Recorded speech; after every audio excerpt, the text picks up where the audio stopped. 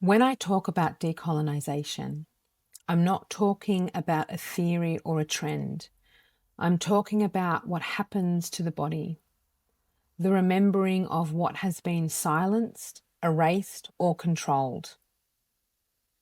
Decolonisation is about reclaiming your body as sacred ground.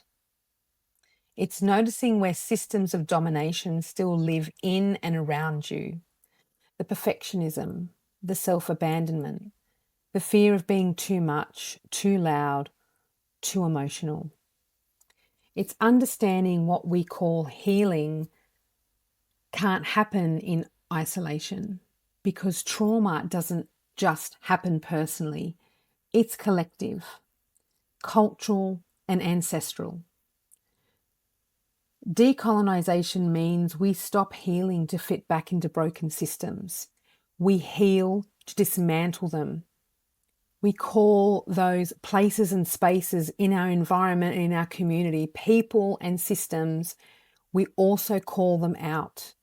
We also hold them to accountability, particularly as a white female with and born into privilege, and understanding that my privilege can be used in order to dismantle these systems of colonisation.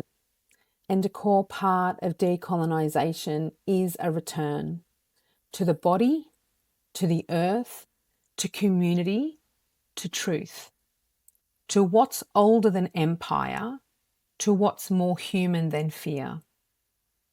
This is the work of embodied liberation. Work with me one-on-one and begin your journey into decolonised healing. The body is where the revolution actually begins.